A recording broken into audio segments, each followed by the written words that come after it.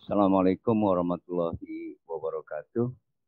Beberapa rangkuman dari mahasiswa Permatasari itu membantu sebagai umpan balik, ya, membantu untuk menajamkan pemahaman kita tentang materi pembelajaran kita. Saat ini saya sudah susun tapi belum sepenuhnya baik, ya, baru direkonstruksi. Ananda Saputra ada? Hadir, Pak. Hadir. Jonathan Andreas, Rostania Nur Hadir, Asia. Pak. Sudah ya? Hadir, Pak. Oke. Suaranya kecil. Yohan? Hadir, Pak. Hadir ya. Berempat ini nih ada isu bersama yang menggunakan kosakata bentuk negara. Mau saya samakan dulu persepsinya. Yang dimaksud dengan bentuk negara yang kalian pertanyakan ini apa? Supaya kita nanti sama frekuensinya. Karena kadang-kadang kayaknya bentuk negara, bentuk pemerintahan, tipe negara, tipe pemerintahan juga, jenis negara, jenis pemerintahan juga. Itu ada beberapa yang digunakan, lalu kita baru bisa memahami setelah yang bersangkutan menguraikan. Kadang-kadang itu yang saya bilang sama kalian waktu awal, perkuliahan awal tentang problematik terminologi ini tidak terbatas hanya pada penggunaan kata negara yang kita gunakan state itu dengan pemerintah yang kita gunakan government, yang ternyata government digunakan juga untuk pengertian negara, tapi bawahan-bawahannya, anak cucunya dari terminologi waktu membahas negara dan pemerintahan ini juga seperti itu. Jadi saya dari awal menyampaikan kepada kalian atau kita semua jangan nervous dengan perbedaan itu. Tenang aja, lalu kita baca. Memang ada beberapa yang terpaksa kita simak dulu, baru kemudian kita paham, oh itu yang dimaksud. Pertama, Ananda Saputra nih, waktu kamu menyebut bentuk negara, ini apa yang dimaksud, Ananda? Atau yang lain nih, ada 4 orang kan tadi yang saya tanya kan, siapa mau duluan? Ada Ananda, ada Jonathan, ada Rostania, ada Yohan. Siapa yang mau duluan pada saat menyebut negara? Ini Yohan nggak menyebut bentuk negara ya, tetapi saya masukkan karena ada relevansinya dengan pertanyaan ya. Nah, waktu kalian menggunakan kata bentuk negara itu yang di-refer apa? Yang dituju? Ini di 4-4-nya boleh nangkep. Yang lain boleh juga, tapi ini dulu karena pertanyaannya kan dari 4 orang. Siapa? Ananda, Jonathan, Rostania, Yohan. Ini bukan ujian loh, santai aja. Ya. Salah juga nggak apa-apa karena dari kesalahan itu kita tahu yang mana yang benar kan gitu. Jadi bukannya setiap penampilan harus benar, harus enggak. Dari yang salah itu kita juga bisa. Ini salah, itu salah, anu salah. Nah, lama-lama mendekati. Oh itu yang benar. Jadi nggak apa-apa. Sebagai metode pembelajaran nggak masalah. Ya, tidak mesti semuanya. Apalagi kita membahas hal yang abstrak. Gitu. Konsep. Siapa nih? Mau duluan. Nih kalau Jonathan nanyanya, apakah dipilihnya bentuk kesatuan sebagai bentuk negara oleh para pendiri bangsa Indonesia sudah merupakan pilihan yang tepat? Nah itu pertanyaan Jonathan. Rostania, apakah kondisi wilayah atau geografi suatu negara dapat mempengaruhi bentuk dari sebuah negara? Nah, ini kan pakai bentuk negara juga. Puan tidak menyebutnya, tetapi saya masukkan ke sini. Diketahui bahwa negara berbentuk monarki, karena menyebut bentuk juga. Merupakan negara yang masih mempertahankan sistem kerajaan pada praktik negaranya. Seperti negara Inggris. Kemudian, apakah negara berpaham monarki yang kekuasaannya berganti secara turun-temurun dapat mengubah negaranya menjadi republik tanpa harus adanya revolusi berdarah? Izin masuk, Pak. Ya, silakan. Pertama mungkin saya klarifikasi dulu, Pak ya. Mungkin ya. Karena saya buatnya agama jadi nggak fokus, itu harusnya pemerintahan sih Pak, bukan bentuk negara ya. Bentuk negara kan tidak termasuk monarki. Yang saya baca di buku ini ya Pak ya. yang saya Oke. punya. Nah, yang saya maksud tuh seperti pertanyaan itu seperti ini Pak, kan kita tahu kalau Prancis itu kan negaranya bukan negara, maksudnya pemerintahnya berubah ketika ada revolusi yang mana akhirnya timbul banyak korban gitu Pak dari revolusi itu. Nah, apakah mungkin gitu Inggris itu bisa berubah menjadi seperti republik tanpa harus ada revolusi itu dulu Pak, seperti Ya, sukarela gitu Pak, ya, sukarela dari kerajaan itu sendiri gitu Pak. ya, itu pertanyaannya. Tapi maksud saya sebelum sampai sana, ini kan saya bikin tanggapan. Sebelum sampai sana untuk empat-empatnya, saya minta klarifikasi dulu ini. Waktu pas kita bicara atau menyinggung soal negara, samakan dulu frekuensinya. Ini nih, ya barusan Yohan bilang yang di refer rupanya bukan bentuk negara tapi pemerintahan. Jadi bentuk nggak apa-apa. Dan kita kan bilang dari awal waktu kita bicara negara, pemerintah dan lembaga penyelenggara pemerintahan itu overlapping, tumpang tindih. Jadi nggak apa-apa. Oke. Yang lain, Rostania, Jonathan, sama Ananda. Waktu kamu bertanya tentang bentuk negara ini, dalam bayanganmu konsep bentuk negara yang kamu maksud apa? Silakan. Kalau sini kan Ananda bentuk, ya cuma bentuk saja. Nah, kalau Jonathan nanti merefernya bentuk itu ke kesatuan. Nah, kalau kesatuan kan unitary ya. Nah, lawannya nanti federasi, serikat. Kalau ini, kalau Rostania, kondisi wilayah, geografis mempengaruhi bentuk negara nggak? Ini juga seperti Ananda. Saya nggak tahu refernya kemana yang bentuk negara yang dimaksud. Kalau yang Jonathan ada refernya dia ke kesatuan. Tanpa disebut, ini lawannya adalah federasi. Kalau unitary state, lawannya adalah apa? Bagaimana?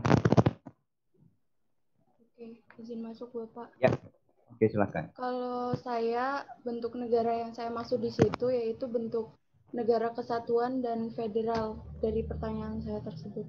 Oh begitu, oke. Berarti Rostania sama dengan Jonathan ya ke itu. Kalau Ananda apa? Waktu kamu menanya mempengaruhi bentuk negara ini di dalam konsep, di dalam pemahamanmu tentang apa ini? Refernya kemana?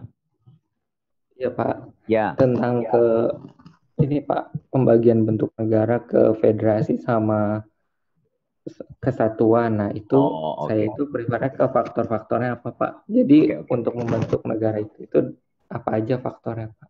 Berarti sama ya?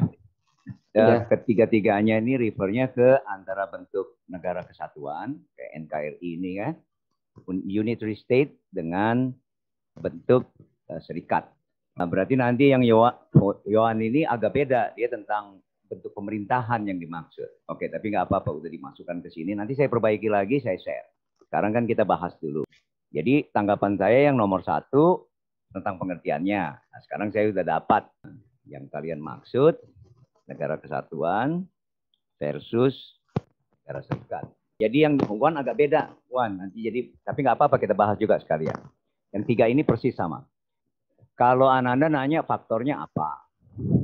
Kalau Jonathan mempertanyakan malah, ini pendiri Republik Indonesia, betul apa tidak untuk memilih ini?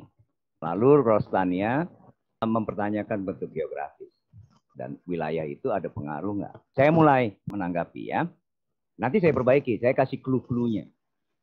Dalam konteks faktor ya, untuk Ananda terutama, itu persoalannya adalah kesepakatan dalam berbangsa dan bernegara biasanya dituangkan ke dalam konstitusi. Jadi kalau kita kan, kalau saya bilang biasanya itu karena kita udah masuk era modern ya. Kalau bikin apa-apa tuh ada konstitusinya. Perusahaan juga ada konstitusi. Kalau di Amerika constitution itu bukan cuma yang negara. ADART, anggaran dasar itu juga disebutnya konstitusi. Constitution. Jadi kalau semuanya kalian pakai istilah constitution di Amerika, saya mau jemput Inggris, tapi Inggrisnya kan bahasa Inggris macam-macam. Tapi di Amerika jelas. Itu bukan undang-undang dasar artinya. Bisa anggaran dasar.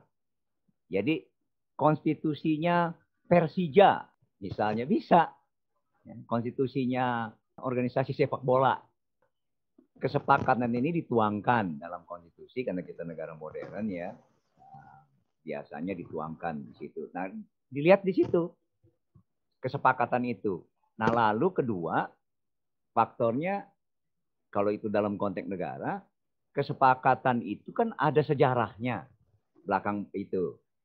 Berlangsung lama enggak?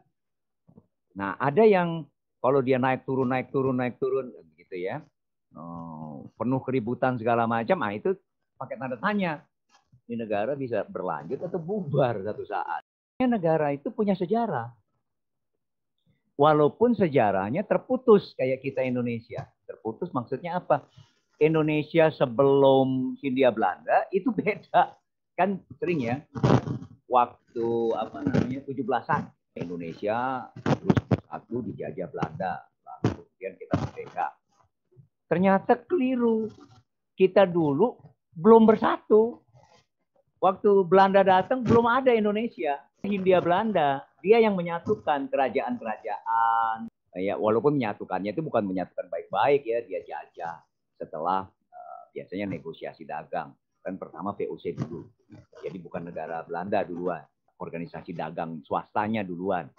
Nah, setelah bangkrut tahun 1800 baru VOC diambil alih oleh negara Belanda. Itu baru dijajah kita dengan negara Belanda. Waktu 1603 atau berapa itu baru misi dagang.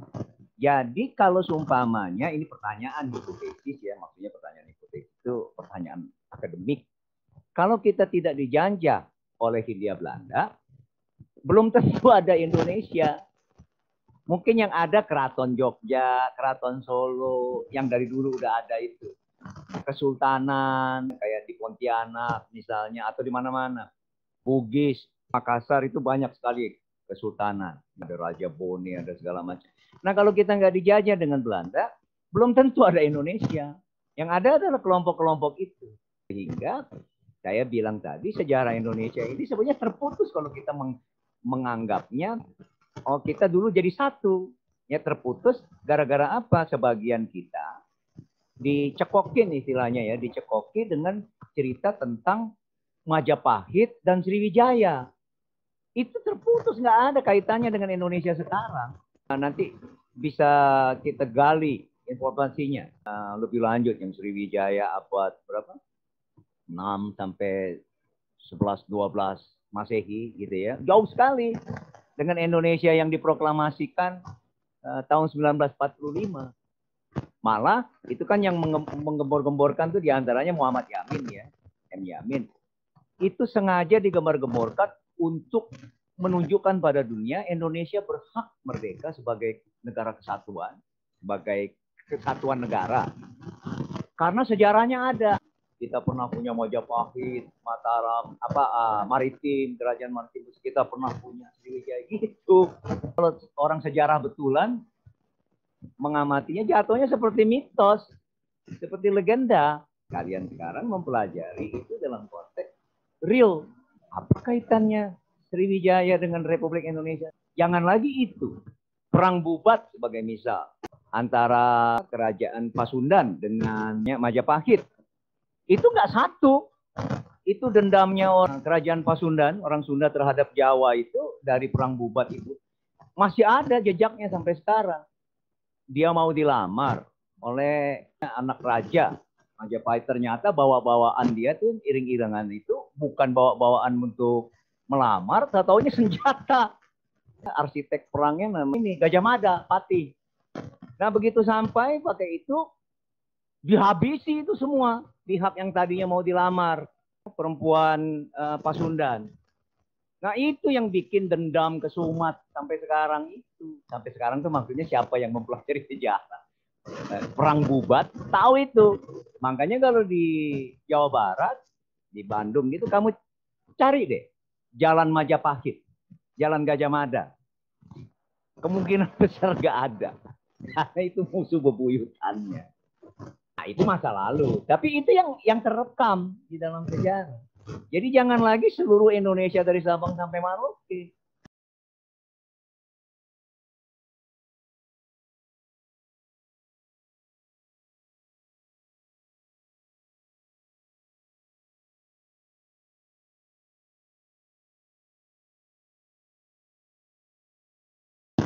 Ya.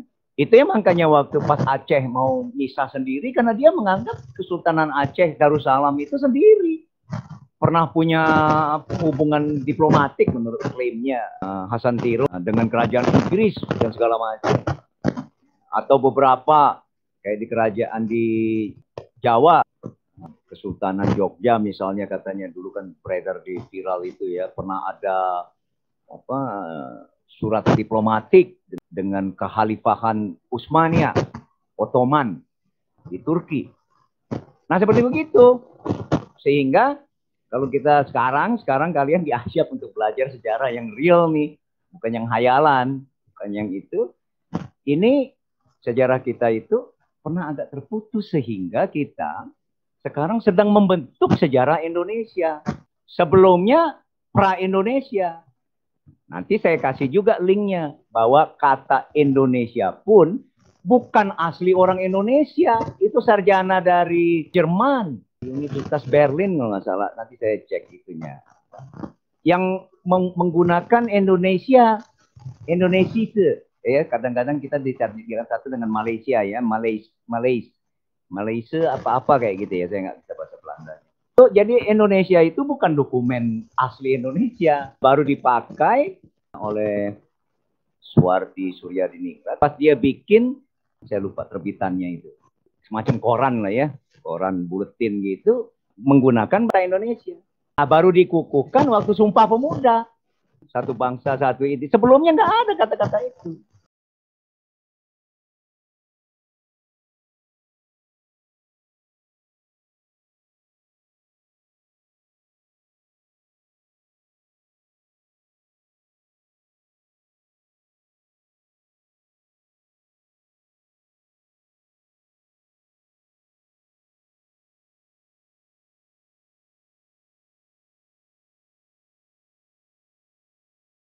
Makanya waktu pas kita proklamasi kemerdekaan, Belanda bukan cuma membujuk, ada taktiknya pakai perang ya, agresi militer pertama dan kedua itu mau memecah-mecah lagi Indonesia supaya jangan jadi satu.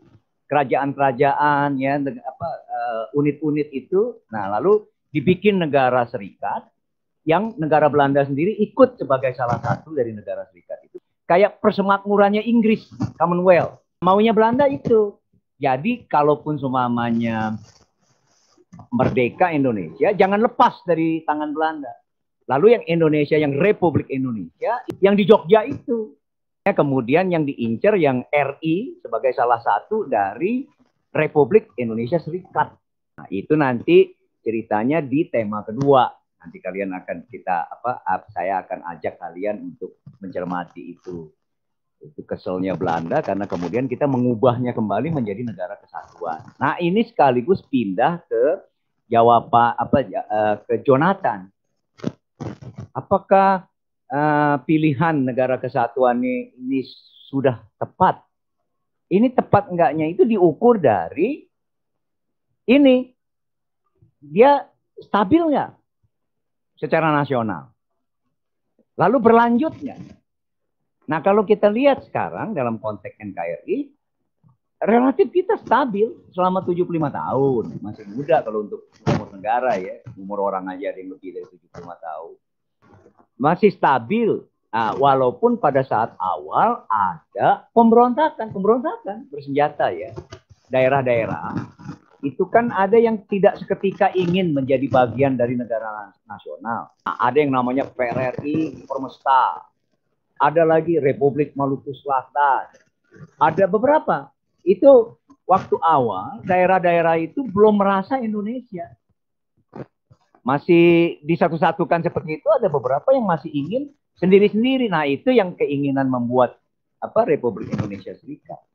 Tetapi begitu pas parlemen di Indonesia, itu Muhammad Nasir ya, yang namanya mosi integral Negara Kesatuan Republik Indonesia, yang pada saat UUD di reformasi diubah, itu dipastikan NKRI harga mati. Nah sekarang apakah kemudian sudah stabil secara nasional? Secara nasional seumumnya iya.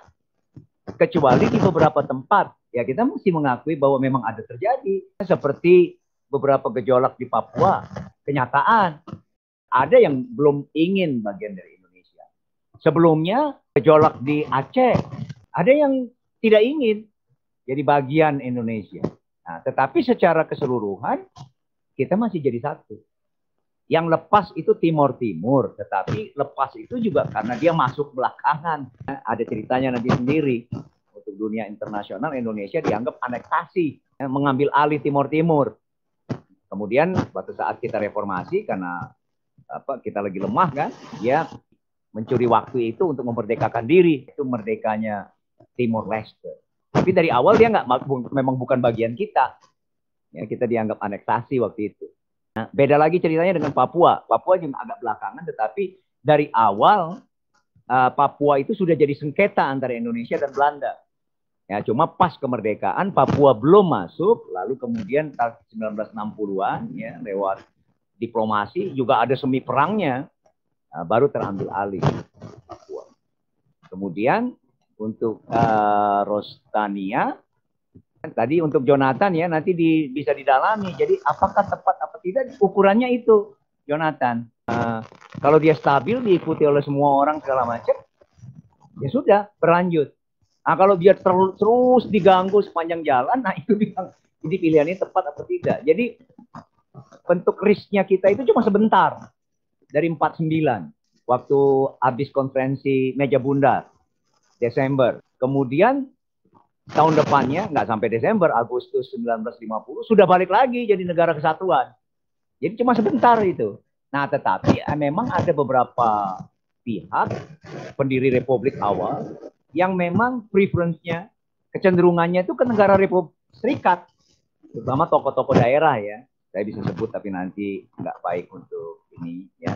Kalian baca aja di sejarah. Tapi beberapa dari Indonesia Timur, ya kan, ada yang menginginkan dia bikin negeri sendiri. Itu situasinya. Jadi pertanyaannya bukan tepat atau tidak tepat, tetapi berlanjut atau tidak berlanjut. Ya, lalu situasi nasionalnya stabil atau tidak stabil. Maksudnya kalau tidak stabil terganggu terus ya, nanti baru kita tanya ini tepat nggak. Kalau tidak berlanjut, gitu kan, baru kita tanya ini tepat nggak gitu ya. Tapi kalau sekarang setelah 75 tahun merdeka, rasanya nggak jadi masalah itu, ya, kecuali ada masalah baru, kecuali di 1-2 daerah ya, dan minor 1-2 daerah tadi. Nah, lalu yang untuk Rostania itu ada bahasa Jermannya namanya Volksgate ini nih.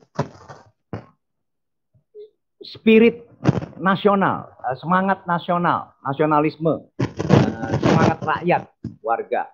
Nah, jadi di sana tuh yang perlu diperhatikan bukan cuma kondisi wilayah dan geografis, bisa saja, tetapi yang lebih penting itu kondisi psikologis masyarakat bersama itu. Dia merasa jadi satu bangsa atau tidak? Kenapa kita disebut Indonesia itu kalau dari Sabang sampai Merauke merasa bagian dari Indonesia. Tapi kalau ada yang merasa tanya dia orang mana, nah, dia sebut kelompoknya, misalnya saya Jawa. Terus nggak apa-apa ya kalau Jawa bagian Indonesia. Tapi kalau saya Jawa bukan Indonesia, ini bukannya itu yang jadi masalah. Saya Papua bukan Indonesia, bukannya itu jadi masalah. Saya Aceh bukan Indonesia. Nah kalau ada yang kayak gitu, itu baru jadi masalah. Tapi kalau Volksgate-nya, semangat kebersamaannya itu ada, ya Indonesia. Dari mana Indonesianya? Oh, saya dari Tanah Batak.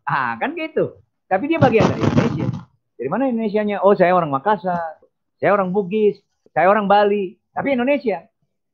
Kalau semangat kebangsaannya itu ada, ya walaupun tadi saya bilang di sejarahnya terputus, kita tetap berjalan sebagai bangsa, negara bangsa Indonesia. Bagaimana mengukurnya? Ini nanti kita mesti membahas Volksgate ya, tapi tidak gampang. Ini diambil dari istilah Jerman. Nanti baca von Sapini segala macam itu. Nanti saya kasih linknya juga.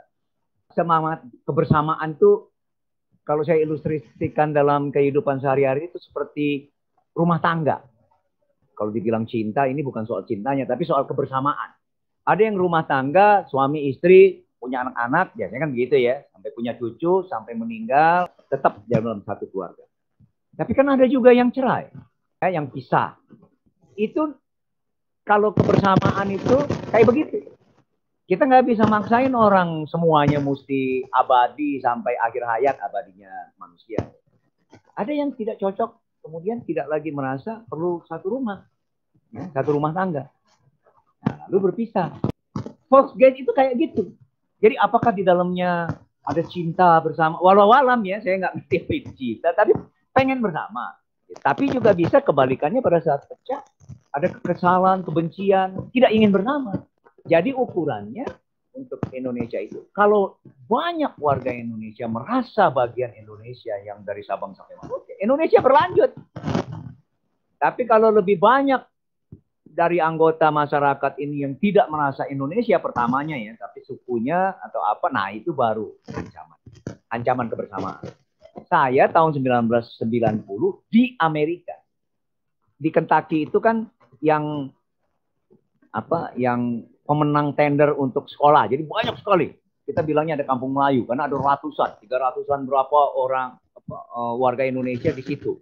Jadi bisa pakai bahasa Jawa, bisa pakai bahasa Sunda di sana, nggak cuma bahasa Indonesia. Jadi nggak mesti berbahasa Inggris. Sebelumnya lagi kan di Berkeley ya, yang ininya yang terkenal yang mafia Berkeley. Kemudian di University of Kentucky di Lexington. Pernah dulu saya, karena saya sekolah kuliahnya di Jogja, lalu saya panggil Mas gitu, Mbak gitu. Ada yang protes. Jangan panggil saya Mas. Jangan panggil saya Mbak. Dia maunya dipanggil apa? Kalau enggak Teteh, Cece. Saya kaget. Ini tahun 1990 di Amerika masih ada yang kayak begitu. Nggak mau dia dipanggil. Karena lain suku. Kan buat saya kan nggak jadi masalah pengertian Mbak atau Mas itu kan bukan dalam konteks Jawanya dan konteks Indonesia. Ya menghormati orang yang lebih tua. Kan begitu saja. Bisa kakak. Kalau di Papua segala macam kan kakak ya. Kakak Gus Dur. Nah itu menghormati. Kata kakak itu nggak mesti kakak kandung. Tahun 1990. Tapi ke sini, jadi itu berapa tahun yang lalu? 30 tahun yang lalu. Tapi makin ke sini, saya ngerasa makin hilang. Apalagi di kota-kota ya. Urban area. Nah, lalu saya ngobrol-ngobrol dengan kawan. Ini apa yang bikin rasa kedaerahan itu tidak sekental dulu? Apakah pembangunan kita berhasil, kebersamaan kita berhasil? Kawan saya jawab begini, bukan soal pembangunan, tetapi soal kawin campur. Nah, dia menyebut angka, saya nggak tahu, mungkin kawan di statistik yang lebih tahu. Ada 30% penduduk baru Indonesia muda, Indonesia milenial, hasil kawin campur. Kalau sudah 30% kawin campur, nggak mungkin ada lagi orang bisa, ini 30% dari 273 juta itu besar ya, meniadakan eksistensi mereka. Mereka itu sudah jadi orang Indonesia betulan. Jadi kalau disebut dari mana, itu yang disebut bukan suku aslinya, tetapi domisili tempat tinggalnya. Dari mana? Jakarta. Tinggal di mana? Disebut namanya. Tapi bukan orang Betawi. Dari mana? Surabaya. Disebut alamatnya bukan orang Jawa, bukan orang Jawa Timur. Nah, itu alamat tempat tinggal. Kalau makin banyak warga seperti itu, yang kedaerahan makin terkikis. Nah, sehingga balik lagi ke pertanyaan Jonathan, apakah pilihan ini sudah tepat? Kalau ternyata berbaur, pertanyaan ini menjadi tidak relevan lagi karena orang nggak mau lagi nanya-nanya ini. Orang kita udah merasa bersatu. Lalu untuk Rostania, pertanyaan tadi itu bukan karena kondisi wilayah dan geografisnya, tetapi spirit penduduknya yang tidak merasa perlu semuanya. Saya tinggal di Surabaya misalnya, lalu merasa kita perlu dong kemerdekaan, kedaulatan Surabaya sendiri selain dari di dalam Indonesia. Hanya nggak ada orang menggagas hal itu ya. Kita bicara tentang kedaulatan Madura sendiri, kedaulatan Bali, enggak lagi lah. Kita bolak-balik non Bali, bolak-balik Itu cuma persoalan ada ongkos apa enggak di kota pariwisata itu, ada biaya semuanya, enggak ada persoalan kelompok-kelompok yang ingin merdeka ya dalam konteks itu. Sehingga bukan kondisi wilayah geografisnya, karena kita kan ada yang di pegunungan ya, Rostania, ada yang di pesisir, ada yang di kepulauan seperti Maluku. Nah, kalau semua kita merasa punya spirit kebangsaan, Volksgate Indonesia, dia menjadi bukan faktor dominan kondisi wilayah dan geografi, karena kalah dengan spirit nasional. Nah, itu gabungan antara psikologi dan sosial ya. Karena psikologinya di manusia perorangan, sosialnya beramai-ramai. Jadi kalau di tiap orang secara beramai-ramai merasa bagian dari Indonesia, Indonesia berlanjut. Tapi kalau banyak orang, individu, lalu berkelompok-kelompok merasa bukan bagian dari Indonesia, Indonesia terancam. Lalu untuk Joan, saya ngecek tadi di internet tentang Inggris. Itu ketemu artikel yang bilang monarki mesti selesai. Seru juga itu. Ya, mana tadi? Saya ada. Tapi nanti aja deh, nanti menghabiskan waktu. Monarki mesti selesai. Katanya begitu. Apapun maknanya ya. Nanti saya saya review lebih lanjut. Pertanyaanmu yang belakangan tentang apakah bisa berubah tanpa perang? Ini saya mesti ngecek lagi. Memang selama ini saya melihat pergantian itu memang sekaligus ada konflik. Konfliknya kenapa? Karena yang punya privilege ya, kekuasaan, itu nggak mau kehilangan kekuasaannya. Jadi memang biasanya nggak ada yang mau memberikan baik-baik aja.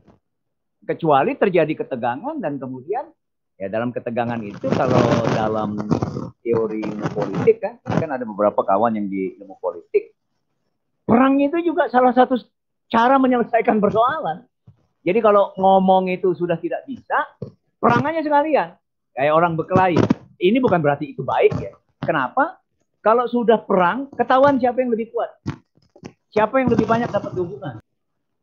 Begitu ada pemenang perang, persoalan selesai. Karena sudah diselesaikan dengan perang. Cina itu adalah sejarah perang dari dulu. Ya, kerajaan kerajaan ada Sampok tiga kerajaan.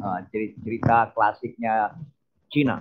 Cina daratan itu berabad-abad usianya ya. Sebelum Masehi dia sudah ada. Jadi kalau waktu baca itu isinya, saya baca itu agak ya karena bahasa Cina lama ya.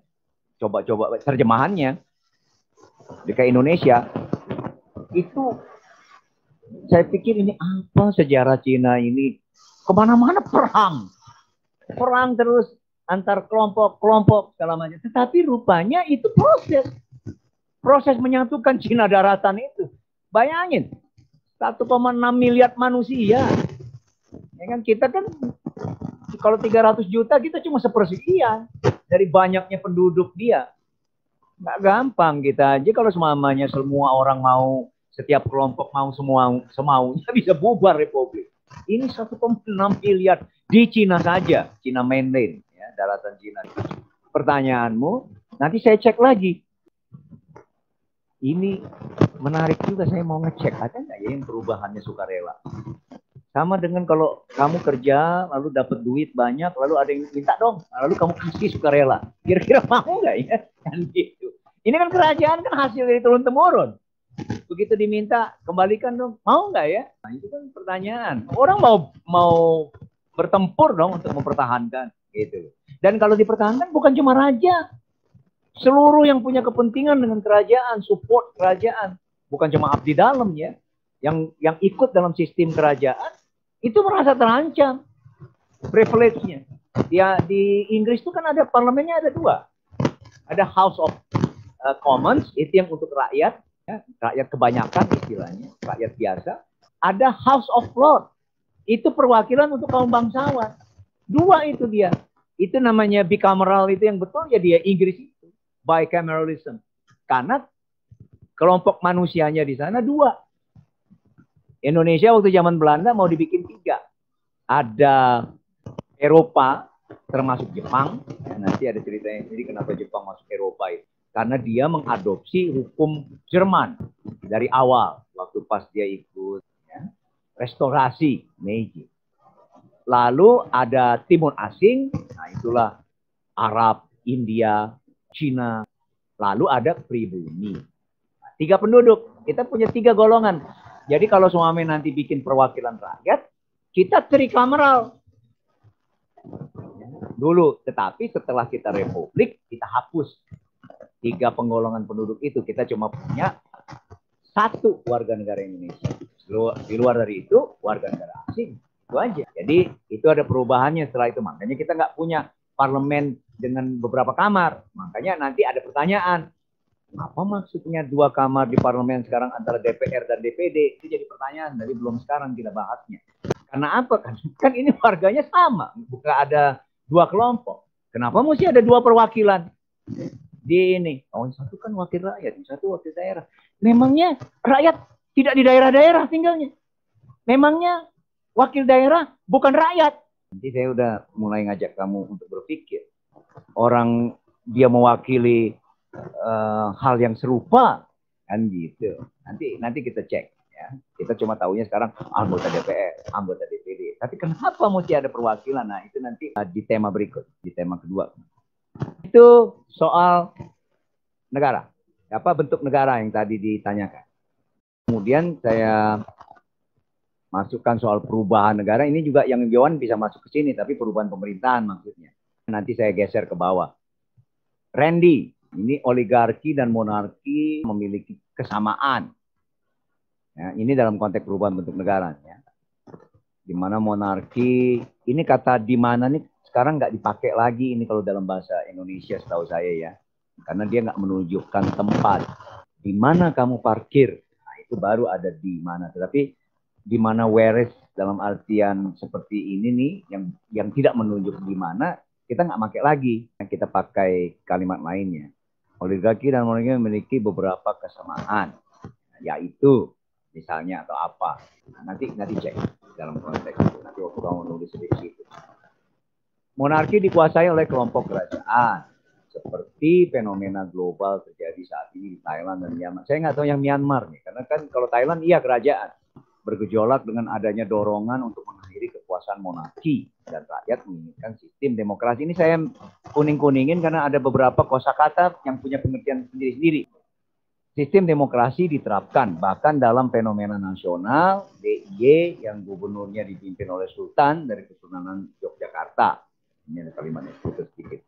Walaupun pemimpin kerajaan hanya sebagai kepala negara dengan tugas seremonial, menurut Bapak Ibu dosen pengampu, ini saya tulis nih hukum presiden adalah apakah tren kekuasaan monarki akan berakhir?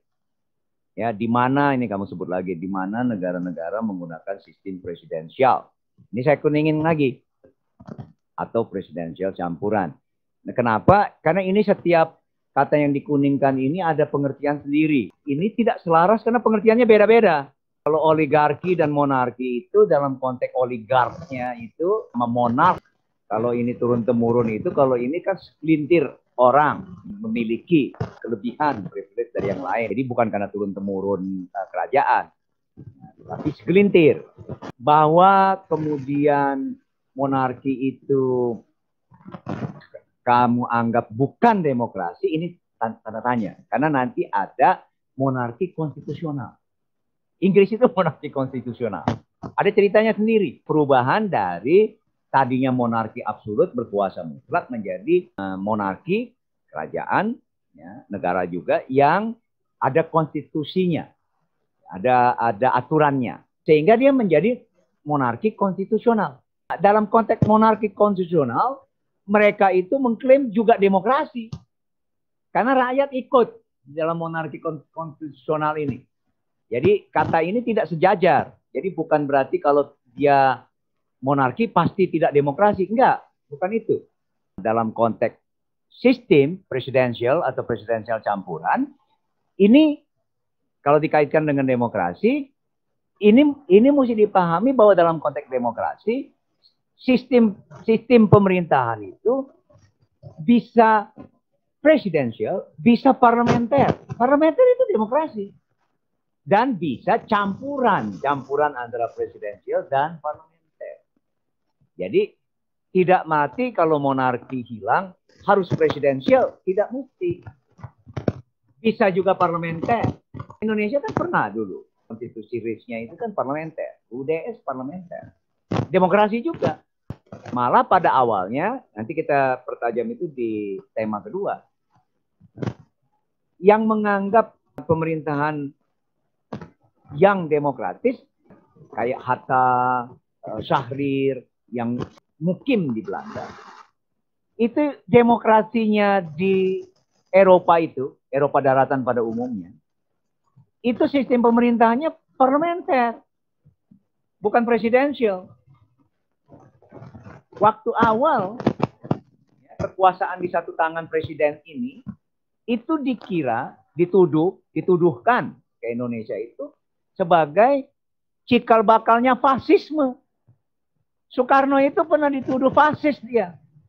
Ya, bonekanya Jepang setelah kemerdekaan Republik itu jatuhnya Jepang itu. Sehingga dunia yang dikuasai Barat ya, Eropa dan Amerika itu mencurigai Soekarno yang presiden itu sebagai terusannya fasisme ex-Jepang. Kalau di Eropa, Jerman ya, fasisme, Hitler. Jadi presidensial ini tidak di Eropa daratan, bukan kosakata yang bagus. Sandaran kita terhadap presidensial dengan demokrasi ini adalah Amerika. Tetapi di Amerika perimbangannya dengan parlemen jelas. Yang bikin aturan itu parlemen, presiden nggak ikut. Ya kan? Tetapi punya hak veto. Kalau parlemen bikin, presiden nggak mau menjalankannya, dia veto. Nah ini nanti saya jabarkan lagi ya. Tetapi ini tidak sejajar nih. Lalu soal tren ini, itu ada perubahan semangat zaman. Semangat zamannya beda. Yang saya sekarang lagi mau ikuti ini semangat zamannya generasi milenial apa ya? Apakah ke depan nanti semangat zamannya masih seperti yang sekarang kita tulis, negara republik, demokrasi? Belum tentu. Kalau nanti hubungan anak-anak muda itu sedunia lewat gadgetnya, merasa bahwa kita nggak usah deh buang-buang waktu untuk milih si Anu jadi negara Anu segala macam. Kita gabung aja lah sedunia jadi negara global. Nanti masing-masing tempat cukup ngangkat admin saja, nggak perlu ngangkat pejabat. Kan gitu. Nah kalau nanti semuanya sepakat begitu, bubar negara yang kita pahami sekarang ini. Ganti dengan apa? Ya ganti dengan itu, fenomena baru. Jadi negara-negara nasional nanti kerjanya cuma administrasi aja, admin. Nah, jadi presidennya nanti itu admin. Kan seluruh warga dimasukin nomornya di gadget. Lalu kalau mau ngomong sama seluruh orang tinggal sebut aja. Bikin WA group Republik Indonesia. Anggotanya seluruh warga Indonesia. Lalu kalau ada orang ngomong kan kita nggak perlu parlemen segala macam. Ngomong aja langsung di gadget itu. Seluruh Indonesia tahu itu. Nah kalau semuanya nanti itu menjadi fenomena baru yang ngerubah, bisa berubah Republik kita. Kantornya berubah. Kalau dulu jalan proklamasi anu. Kalau nanti namanya Republik Indonesia @indonesia.com. Udah selesai. Alamatnya di mana? Di situ. Kirim surat ke situ. Ya, kirim pesan ke situ. Nggak lagi pakai jalan yang fisik. Seperti kita sekarang kalau mau mesen macam-macam. Kan? Yang perlu diakses kan aplikasinya. Bukan alamat ini kalau nganter barangnya, iya ke rumah orang. Nah, kalau cuma perubahannya nanti begitu, berbeda nanti trennya ke depan. Nah, itu nanti yang itu ya sebagai ini. Nah, kalau untuk yang terjadi sekarang dan masa lalu, nah, saya mau mengajak kamu belajar tentang revolusi Prancis. Pelajarannya dari Revolusi Prancis. Sejak itu monarki absolut tumbang. Lalu ada hal yang mengerikan buat sedunia. Negara besar dengan raja besar Louis dipenggal. Guillotine namanya. Itu kan belum kejadian di negara-negara lain. Ya kan, di Amerika mana ada presiden dia dihukum mati. Di Indonesia bukan berarti mesti ada, tapi maksudnya coba suasananya kan mencekam sekali kalau ada raja sampai di guillotine, dipenggal. Bukannya main-main itu. Sejarah itu sejarah yang mendirikan bulu Roma ya. Nah, itu mengilhami dunia. Satu persatu monarki absolut terutama bubar, ya, ganti menjadi monarki konstitusional, atau bubar sama sekali ganti menjadi republik. Nah, ini trennya. Jadi sistem pemerintahan yang demokratis tadi tidak harus presidensial.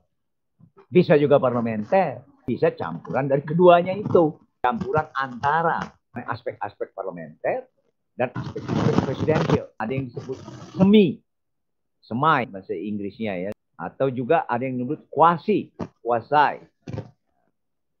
presidensial atau parlementer. Nanti kita bahas khusus ini tentang sistem pemerintah. Lalu bagaimana dengan Indonesia? Yang pertanyaan ke-6, Yohan, apakah suatu negara dapat merubah bentuk negaranya secara konstitusional? Tergantung konstitusinya, mengizinkan atau tidak. Kalau Indonesia di Undang-Undang Dasar 1945, setelah perubahan ke 1, 2, 3, 4 waktu reformasi, pasal perubahan, pasal 37, itu mengunci mati bentuk negara NKRI tidak bisa diubah.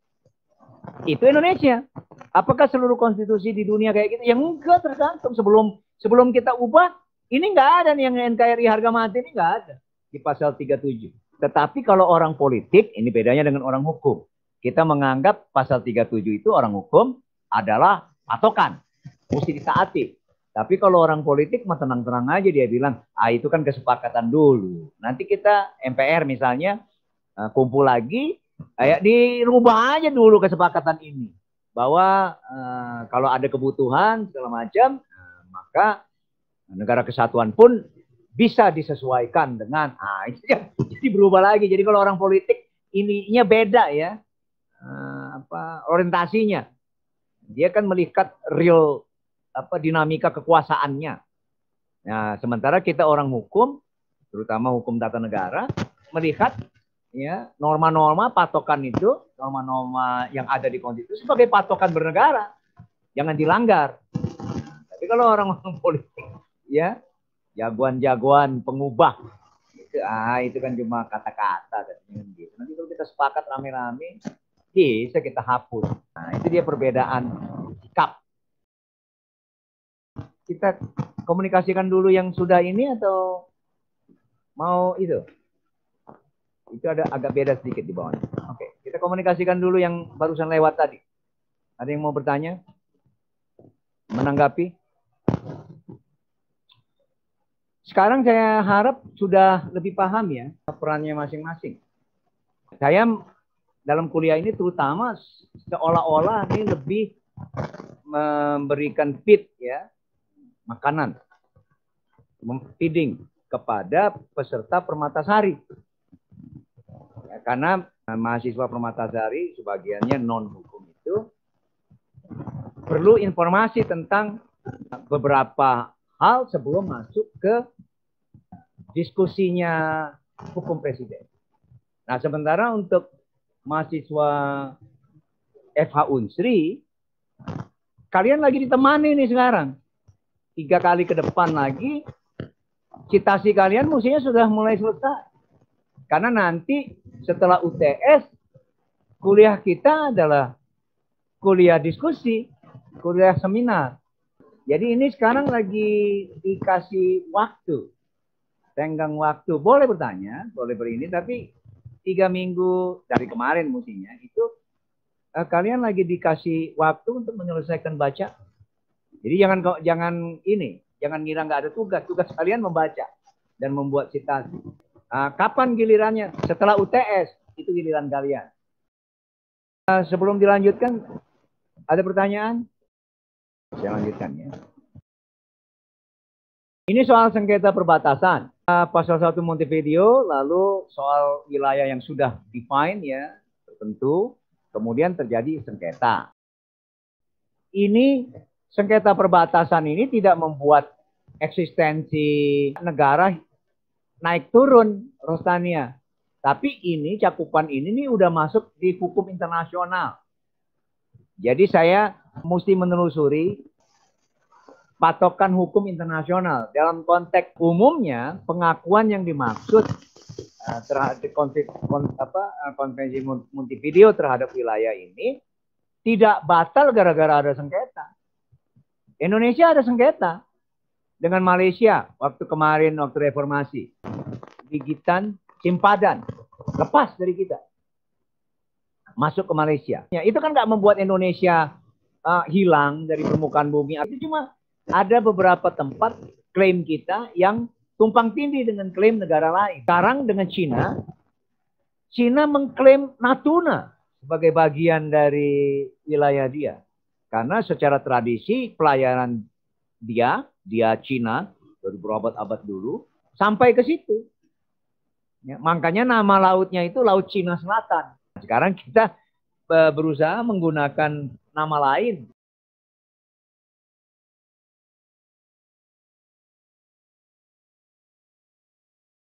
Itu yang bikin Jokowi ke sana ya dengan para panglimanya. Bersengketa dengan Cina nggak gampang. Itu negara gede Amerika jadi itu ya. Apakah itu ada masalah dengan keberadaan Cina dan keberadaan Republik Indonesia? Enggak, itu sengketa perbatasan aja. Biasa, itu hal biasa. Ya, nanti ada mahkamah internasional ya untuk itu memutuskan. Nah, kita kalah di gigitan Simpadan itu bukan cuma soal sejarah, tapi orang setempat itu bahasanya pakai bahasa apa, uang yang dipakai apa segala macam. Ternyata dominan Malaysia. Diserahkan itu ke Malaysia. Nasional, makanya saya bilang ini wilayah ini cakupannya ke hukum internasional. Itu siap-siap nanti kalau hakimnya memutuskan bukan hal yang kita inginkan. Atau nggak usah ke dunia internasional, diam aja. Nah, kalau terjadi apa-apa, perang aja. Kan biasa itu. Di antara perbatasan, biasanya kalau ada pergerakan tentara ke perbatasan itu udah siap-siap. Bisa ada perang gitu. Nah, tapi perang perbatasan nggak bikin perang total. Biasa-biasa aja. Ya, sengketa. Nah, pertanyaanmu ini masuk ke cakupan hukum internasional. Soal eksistensi negara ini, bertanya bagaimana eksistensi suatu negara dilihat dari formasi negara dan sentralisasi monopoli kekuasaan. Terus tanya, apa yang kamu maksud di sini persisnya? Formasi negara apa? Sentralisasi dari sini monopoli kekuasaan yang kamu maksudnya apa nih? Ini pertanyaanmu ini mengandung sesuatu ya. Coba dijelaskan. Sebenarnya saya belum paham yang dimaksud formasi negara itu apa, Pak. Kayak masih asing gitu buat saya. Makanya saya belum paham formasi negara yang dimaksud di sini tuh apa gitu. Karena saya beberapa kali mencari itu tidak menemukan kata-kata formasi negara seperti itu. Itu ada di RPS yang eksistensi negara, Pak. Yang pertama topik 1. Kalau yang dari faktor kedaulatan itu paham, tapi yang kedua itu belum paham formasi negara itu apa. Dalam konteks yang ini ya, POM itu pelembagaannya itu berkaitan dengan negara mensentralisasi dan memonopoli kekuasaan. Waktu kita bicara soal negara, pembentukannya berkaitan erat dengan desentralisasi dan dimonopolinya kekuasaan. Jadi waktu pertama saya kuliah dulu itu saya bilang, negara itu kalau memutuskan orang bersalah melanggar hukumnya negara, ngebunuh orang boleh, tapi namanya eksekusi, mati. Contoh yang kemarin kalau nggak salah saya tentang narkoba. Itu karena negara melarang. Padahal saya tanya, misalnya nih ini dalam konteks wacana, mabuk itu apa hanya karena narkoba? Kan enggak. Kamu minum minuman keras kan juga bisa mabuk, ya kan? Orang maksudnya, bukan kamu. Nah, tetapi kenapa minuman keras bisa kamu beli? Di toko-toko ada. Di hotel-hotel bintang ada. Kenapa yang penjual minuman keras tidak dihukum mati? Karena peraturan negara tidak menentukan begitu. Peredaran minuman keras boleh. Malah beberapa kali kita baca berita, ada yang menjual minuman keras oplosan, ya, dicampur macam-macam, tewas.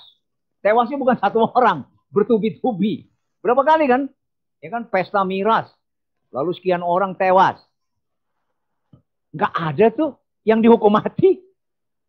Halnya, ini kan pilihan.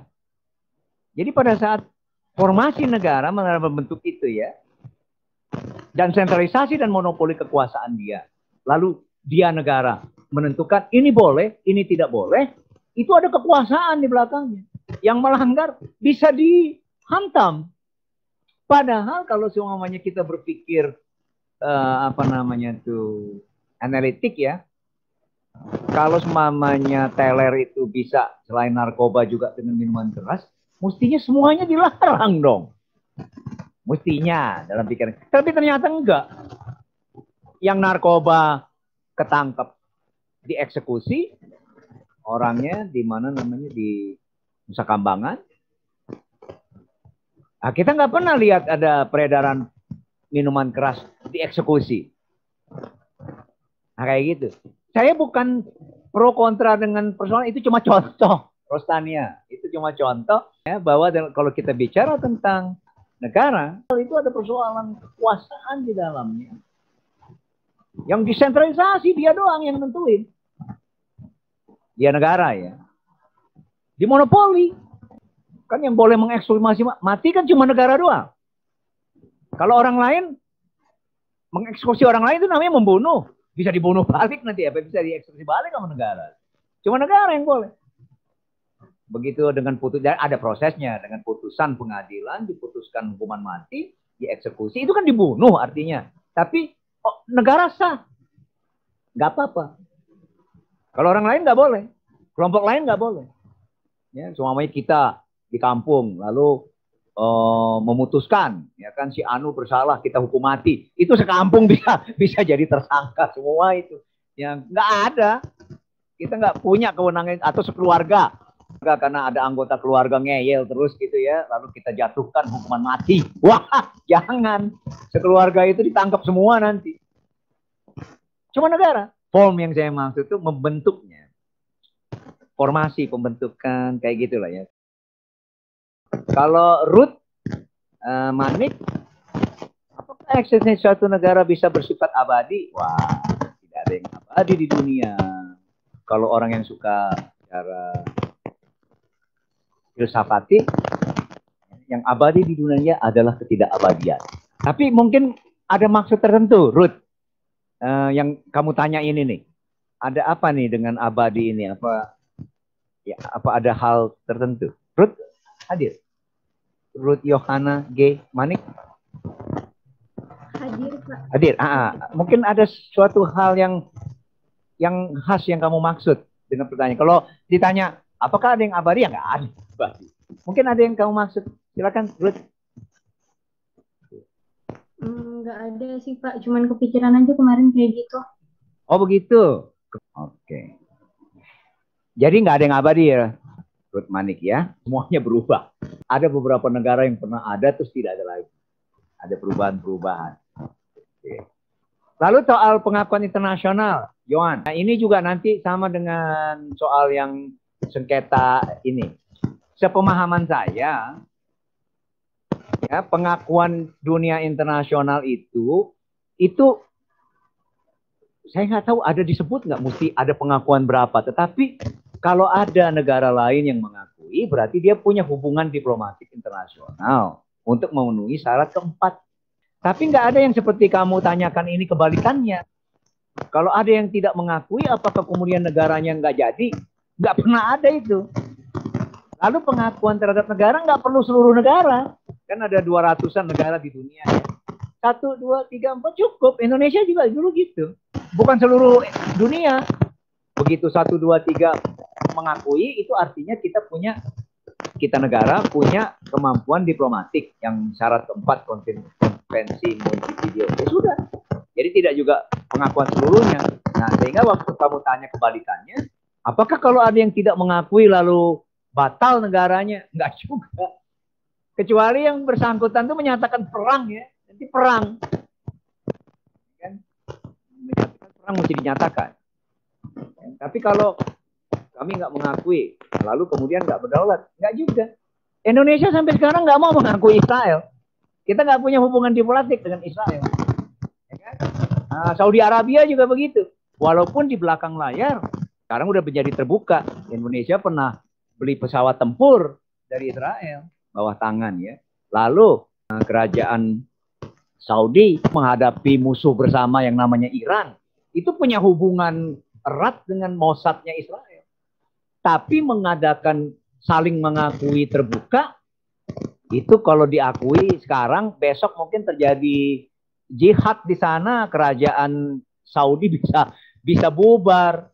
Karena secara agamis mereka nggak bisa mengiyakan. Jadi di belakang layar lain dengan di permukaan. Ini wilayahnya sama dengan yang di atas, ini persoalan internasional. Kemudian, Ruth, yang faktor agama, ini sebenarnya bukan mesti menjadi faktor, tetapi memberitahu bahwa dalam penyelenggaraan pemerintahan negara, agama itu salah satu faktor. Nah, di Indonesia barusan kan, tahu sendiri kan waktu kampanye kan, agama dibawa-bawa ya, dalam kampanye. Itu di Amerika juga terjadi. Terutama Republikan ya. Christian Coalition, apa namanya itu, kayak begitulah ya. Tapi kalau pertanyaannya apakah karena iptek agama, bukan cuma ilmunya, akan ditinggalkan orang? Nah, ini pertanyaan lain, Ruth. Kalau di budaya itu sama dengan sistem religi. Jadi salah satu keberadaan manusia itu ada sistem kepercayaan. Apapun kepercayaannya. Ya. Kalau disebut agama kan ada agama Islam, Kristen, Buddha, Hindu, kayak gitu kan. Tapi kalaupun tidak semuanya itu, setiap orang itu ada kepercayaannya. Jadi ada sistem religinya. Apakah satu saat orang akan kehilangan sistem religi? Itu sama dengan pertanyaan, apakah satu saat manusia akan tidak punya sanubari? Nah, kita nggak tahu. Ya, kecuali jadi robot semua kali ya. Malah robotnya kebalik. Sekarang kan ada smart itu robot yang punya perasaan, artificial intelligence kan sekarang lagi dibikin, malah robotnya ikut-ikutan punya perasaan ya. Apakah manusia karena iptek akan kehilangan perasaan? Itu kan pertanyaan yang teka-teki dunia. Rasanya enggak deh, karena dari dulu sampai sekarang entah nama agamanya apa, ada celah di dalam diri manusia itu yang disebut sistem religi itu mempercayai sesuatu. Kalau sesuatu itu iptek, ini juga bisa jadi agama. Agama iptek. Agamanya apa? Kepercayaannya apa? Ilmu pengetahuan. Loh kok itu jadi sih? Iya. Karena dalam kehidupannya manusia memerlukan kepercayaan. Kalau manusia kehilangan kepercayaan, dia kehilangan dirinya sebagai manusia. Jangan lagi kehilangan kepercayaan yang sedunia gitu. Kehilangan senyum dari kalau kamu lagi pacaran ya, PDKT. Itu udah seperti kiamat. Pertanyaanmu nih, ini filsafat ini Ruth? Apa manusia satu saat tidak beragama? Kalau perorangan ada orang yang tidak percaya, ateistik atau agnostik. Tetapi apakah kemudian orang yang tidak percaya Tuhan ya, atau ateistik kan, itu berarti tidak punya kepercayaan? Saya ketemu sama orang yang kayak gitu, justru dia punya integritas dan value-value tertentu. Cuma memang nyebutnya bukan agama. Tetapi ada. Kalau kehilangan kepercayaan sama dengan kehilangan hidup dia, kehilangan diri dia. Kan manusia itu. Emangnya nilai utama di dalam diri manusia itu apa? Jadi untuk ini, bedakan ya kalau yang kamu tanya, negara teokrasi. Nah, kalau tren negara teokrasi, kalau semuanya Saudi nanti bubar sebagai negara teokrasi, sebagai negara Arab silakan aja, atau Saudinya. Roma Vatikan bubar, misalnya ya, itu teokrasinya bubar. Tapi Roma kan juga udah sekular. Jadi ini fenomena kehidupan soal agama.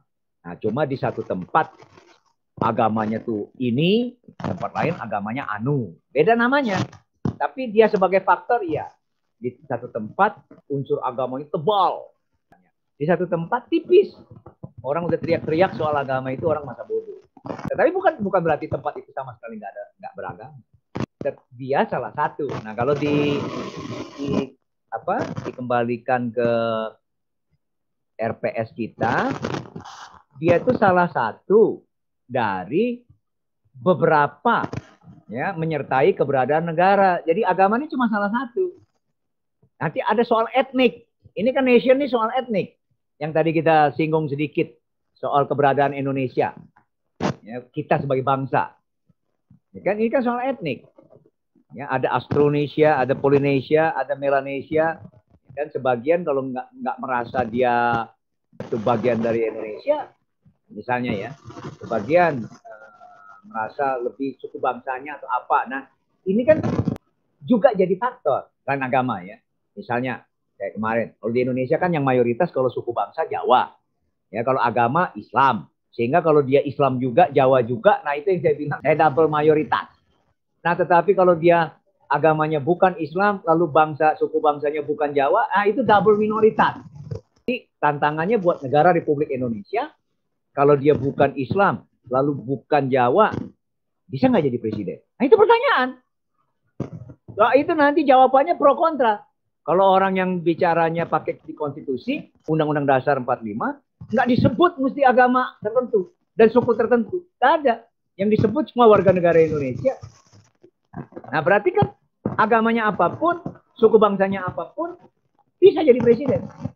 Berdasarkan Undang-Undang Dasar yang tertulis. Yang tidak tertulis, nah ini yang menyebar di medsos, yang segala macam, kasakusuk, gosip, politik, segala macam. Ada yang melarang kalau nggak seagama. Kalau yang nggak sesuku, nggak terang-terangan diomongin, tapi ada juga nanti ya faktor itu. Nah kayak gitu. Ya, jadi pembicaraan tentang agama tadi, itu pembicaraan kita dalam konteks faktor-faktor yang berpengaruh. Nah, selain itu ada lagi yang hukum, konstitusi. Ini nanti kan ada negara hukum, negara konstitusi. Oke, kita sudah menyelesaikan pembahasan dari pertanyaan. Jadi saya mendapatkan feedback dari pertanyaan kalian. Tapi karena ini menjawab, lalu sekarang klarifikasi dulu kalau ada yang kurang dipahami. Belum nanti kita maju lagi ke tema 1. Ini masih tema 1 ya. Sekarang klarifikasi dulu untuk yang tadi dibahas. Kan kita baru bahas tema 1. Kalau lupa ya. Nih tema 1. Tema 1 kita tentang negara, pemerintah, dan governing body. Penyelenggara pemerintahan. Topiknya negara sebagai konsep politik ya, dan entitas nasional. Nah, sistem pemerintahan kita belum ini ke sini, nyinggung-nyinggung sedikit tapi belum. Lalu lembaga penyelenggaranya yang banyak bentuknya. Tapi secara sepintas intinya ada yang diselenggarakannya dengan ukuran jumlah 1 orang, segelintir orang, banyak orang. Ada yang berdasarkan ideologinya. Sebutannya ideologi ya. Ini juga saya mau gimana Mbak menerjemahkannya ke bahasa Indonesia yang tepat. Tapi pengertian ideologinya di bawah ada ideologi sosiopolitik. Ini monarki dan republik. Ini juga kita mesti pelajari ini pengertian ideologi. Ini apa ya ideologi sosiopolitik? Bahasa Inggrisnya sociopolitical ideology. Ini kan ideologinya pakai IS ya. Banyak. Jadi ideologi-ideologi yang kategorinya sosial politik. Nah, nanti muaranya monarki versus republik. Ya. Nah, di dalamnya ada macam-macam. Ya, absolutisme, konstitusionalisme, segala macam. Lalu ada ideologi yang kategorisasinya sosial ekonomi. Ini nanti antara otoritarian dan libertarian. Nah, apa ini? Nah, ini dia isi-isinya. Nah, lalu ada yang ideologi ini yang agak jarang ya kita pakai di Indonesia istilahnya. Geocultural ideology. Ini nanti isu global versus lokal. Nah, lalu berdasarkan strukturnya, ini masih umum. Negara kesatuan, negara lain ini nggak juga terlalu banyak kita bahas di Indonesia. Negara serikat, ini sering ya, kesatuan sama serikat. Nah, lalu dalam pergaulan dunia, negara itu dilihat ada yang kecil, ya, powernya, ada yang seregional Indonesia gede ya. Southeast Asia, kita diperhitungkan. Ya, tetapi kalau di atas itu, middle power kita belum tentu. Walaupun dibilang Indonesia potensial. Nah, kalau great power ini yang negara maju ya. Nah, kalau super power ini Amerika, Rusia, kayak gitu-gitulah yang nggak bisa dianggap remeh sama sekali. Nah, itu tema 1. Klarifikasi? Bertanya Pak. Ya. Ya. Ya Pak. Saya mau nanya Pak. Negara-negara dengan sistem pemerintahan presidensial dan menganut demokrasi itu cenderung yang saya lihat itu lebih banyak korup. Contohnya itu seperti kita pakai kasus di Indonesia korupnya lumayan tinggi. Kayak kemarin kita lihat bahwa indeks persepsi korupsi kita kan juga menurun juga kan. Terus Amerika Serikat yang demokrasi juga bagus juga, itu tingkat korupsi juga tinggi. Terus India pun dinilai memiliki demokrasi yang bagus juga, tingkat korupsinya tinggi. Nah, apakah ada korelasinya nih Pak antara kehidupan berdemokrasi dengan dengan meningkatnya angka korupsi di suatu negara, dan apakah ini membuktikan bahwa sistem pemerintahan presidensial juga gagal Pak? Terima kasih. Pertama, kalau kita cerita tentang gagal ya, itu kalau buat judul buku ya failing state, negara gagal. Jadi judul itu dibikin menarik ya untuk dibaca. Tapi kalau dalam konteks yang netral gitu, sama dengan berkeluarga, kita susah mau memberitahukan, oh ini keluarga gagal. Bermasalah iya, itu gagal. Jadi kalau pas menggunakan istilah gagal itu dalam konteks negara gagal, itu sebagai judul iyalah ya, didramatisasi supaya orang beli bukunya, baca. Nah, tetapi kalau kita lihat itu dalam konteks realnya, kita kan lagi belajar nih sebagai ilmuwan. Gagal nggak gagal, kita hidup terus kok. Negara jalan terus. Gitu loh. Mau disebut apapun, gitu loh. Ya, negara jalan terus. Jalannya gimana? Ya begitu ini. Memang kalau kita bandingkan satu negara dengan negara lain komparatif, lalu kelihatan, oh yang itu maju ya, bla bla bla bla. Indeks korupsi salah satu. Malah di negara sendiri pun, kalau dibandingkan dari satu masa ke masa lain, juga bisa beda-beda. Ada yang bilang, ya kan, enak zaman Soeharto, korupsinya nggak banyak. Iyalah, karena rajanya cuma dia satu. Kalau korupsi ketahuan sama dia kemplang, habis kita. Nah, yang boleh korupsi siapa? Ini dalam tanda kutip ya. Kalau kamu ngikutin kuliahnya Jeffrey Winter, ya dia doang. Kayak semuanya ada kelompok, ya kan? Kelompok preman, ya kan? Lalu ada jagoannya satu. Nggak boleh ada yang nyolong. Kenapa? Raja nyolongnya ya pimpinannya. Kalau ada yang mengambil dari itu, disikat sama dia. Nah, sehingga indeks korupsinya kecil di lingkungan preman. Karena apa? Raja preman yang megang, dia sendiri. Jadi di satu sisi itu mengkorelasikannya itu agak terlalu permukaan ya. Bahasa Jermannya itu gebiah uyah, generalisasi kalau hanya dari ini bentuk demokrasi, banyak orang lalu korupsi naik. Sama dengan kalau saya lagi joke bilang penjahat terbanyak di Indonesia itu Muslim. Kawan-kawan kaget kan gitu. Kok ngata-ngatain orang Islam? Ya enggak. Kenapa? Jumlah penduduk terbanyaknya memang Islam. Jadi penjahatnya juga dari berdasarkan statistik bakalan banyak kan Islam. Nggak usah pakai apa-apa juga bisa kita cek. Koruptornya juga dari berdasarkan agama, kamu cek. Dari jumlah agama ya. Karena apa? Karena memang negaranya banyak itu. Kalau semuanya, saya kan pernah dulu ikut bantuan ikut risetnya UNODC ya, United Nations Organization for Drugs sama Crime itu. Nah, salah satu pertanyaannya ethnic group. Lalu saya bilang, rasanya pertanyaan etnik ini dicoret aja deh. Karena nanti kesimpulannya, kalau kamu ke penjara lalu nanya, dapat apa yang melakukan itu korupsi? Suku X sekian, suku A sekian. Lalu di mana-mana X sekian.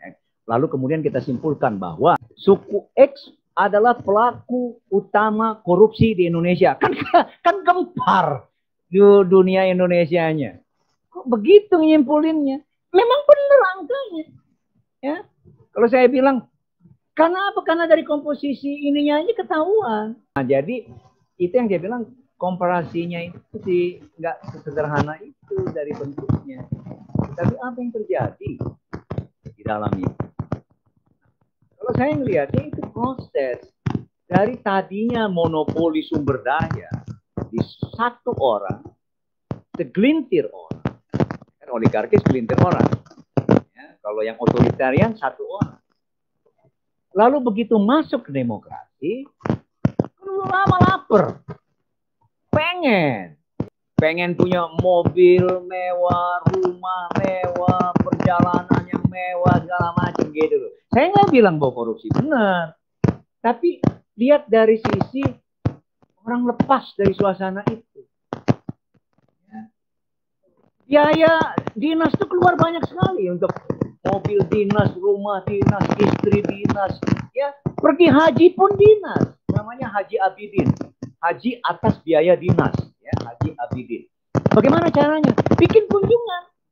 Kunjungan ke Timur Tengah. Ambil waktu yang dekat sama minimal umroh. Ya, nanti tetap ya kan 2-3 hari ya, pergi deh umroh. Nah itu ya laundering keagamaan. Itu kamu cek nanti berapa banyak yang pergi ke Timur Tengah para pejabat republik dan anggota dewan. Nanti kamu lihat.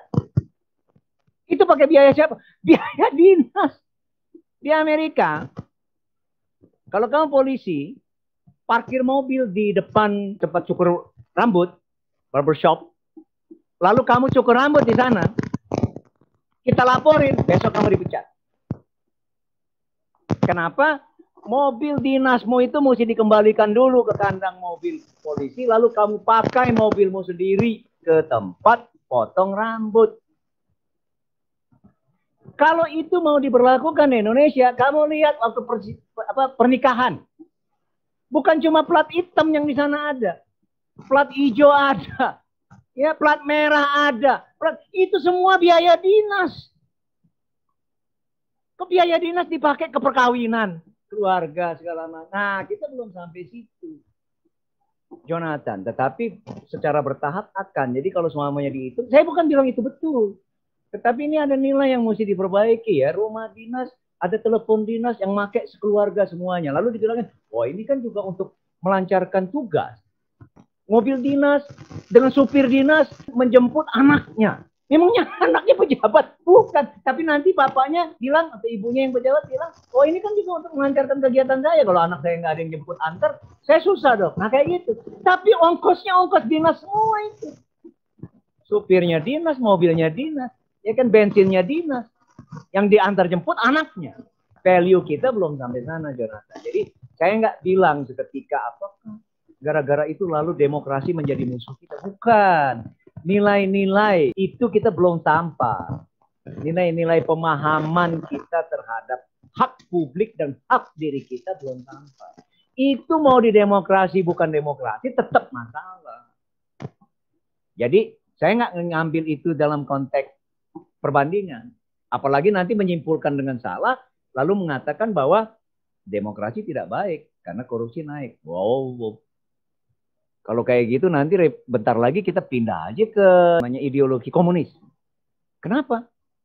Cina komunis bisa nandingin kapitalisnya Amerika dan barat semuanya. Saya di Beijing itu dari hotel mau ke mall itu ada 6 Rolls Royce yang nyusul saya. Silver Shadow, Ghost, segala macam. Rolls Royce ya, sekian miliar satu mobil. Ya, 14 atau 15 miliar satu mobil. Bukan cuma satu. Kalau ternyata Cina komunis itu sejahtera, nanti Jonathan, kita beneran, kenapa Indonesia mesti demokrasi? Komunis aja. Kita bisa lebih sejahtera. Ini jadi lain udah. Jadi menyimpulkannya itu loh yang jadi nanti jadi hal. Nanti kita pelan-pelan untuk itu. Ini masuk antara apa ya? Bukan pseudoscience juga, tapi ada hal yang simplifikasi. Penyimpulannya terlalu disederhanakan, menyederhanakan. Persoalannya bukan itu. Persoalannya bukan itu. Jadi kalau soal indeks korupsi segala macam itu satu hal. Nggak usah dikaitkan dengan bentuk negara. Kita cek aja memang. Nah, lebih dalam konteks kesadaran publik terhadap mana hak publik dan mana hak pribadi. Nah, itu mesti lewat sosialisasi, hukum, dan internalisasi. Kalau anak-anak yang dibesarkan di rumah pejabat itu dengan memanfaatkan semua fasilitas pejabat, anaknya nggak bakal tahu bahwa itu sudah menikmati hak publik. Nah, tapi kalau semuanya dikasih tahu, jangan, ini punya publik. Kalau kamu telepon, pakai teleponmu sendiri yang kamu bayar sendiri. Wah, itu terlalu canggih, modern. Saya kan tadi cerita Amerika kan, polisi. Yang beragama Islam itu mestinya tahu bahwa Umar ini pernah ya kedatangan ponakannya, dia tanya dulu keperluannya apa.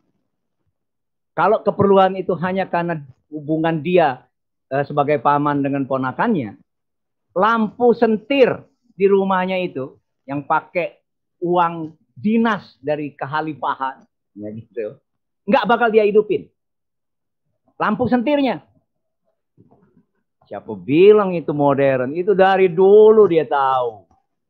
Karena bukan hak dia menerima ponakannya menghidupi lampu dari biaya, saya lupa namanya kalau biaya yang negara itu ya, kayak gitu. Kalau urusannya urusan pribadi. Kalau urusan dinas, ya dia mau melapor kepada Umar sebagai khalifah, baru dihidupin itu lampu. Nah, bandingkan itu dengan kita. Ponakan keluarga segala macam, lampu kita hidupin semua, walaupun itu rumah dinas yang bayar. Mumpung negara yang bayar, malah kita nikmati semuanya. AC kita hidupin semua supaya sejuk. Jadi bukan karena modern juga, itu soal nilai. Nilai itu memang nggak gampang. VOC itu bangkrut karena korupsi. Itu barat kerajaan. Nah, begitu dia korup, bangkrut, diambil alih oleh negara. Tahun 1800 baru kita dijajah oleh Belanda karena VOC pilot. Karena pilot kenapa? Karena korupsi. Itu juga nggak kenal bangsa. Boleh juga suka sama duit. Ya kan? Nah, kayak gitu. Oke Jonathan, jadi nggak langsung menjawab, tapi nanti kalau bikin persamaan, komparasi itu hati-hati ininya. Karena kesimpulannya itu jangan fatal ya. Nah, buat apa makan? Atau nanti lapar lagi. Terus nggak makan, mati. Ya nggak apa-apa juga nanti nggak mati. Semua orang hidup juga nanti mati. Ya udah, ya, kalau gitu mati aja sekarang, kan gitu. Itu fatal sekali otak kita kalau kayak gitu. Apa namanya? Nggak memelihara hidup itu terus walaupun kita tahu besok mati, lusa mati. Nggak seperti begitu. Mengambil kesimpulannya nanti itu loh yang jangan simplifikasi namanya, menyederhanakan. Pengambilan kesimpulannya itu, tapi nanti itu bertahap ya. Jonathan. Ada lagi tanggapan? Kita terus ya kalau nggak ada. Di RPS yang ini, sederhananya pembicaraan tentang sistem pemerintahan itu menyangkut hubungan antara penyelenggara kekuasaan eksekutif, boleh disebut pemerintah, tapi kita tahu maksudnya eksekutif, dengan parlemen. Masing-masing punya sejarahnya sendiri. Parlemen punya sejarahnya sendiri. Ntar dulu. Kita udah jam 2 ya. Maaf. Iya, Pak. Mohon maaf, terpaksa minggu depan. Nanti saya respon lagi. Beri pertanyaan berikutnya boleh, kalau rangkumannya nggak seberapa karena kita membahas pertanyaan kan. Nah, tetapi kalau ada rangkuman lagi untuk melengkapi nggak apa-apa karena kita sharing pemahaman di WA Group. Mohon maaf lewat 3 menit ya. Assalamualaikum warahmatullahi wabarakatuh. Waalaikumsalam warahmatullahi wabarakatuh. Waalaikumsalam Terima kasih Pak. warahmatullahi wabarakatuh.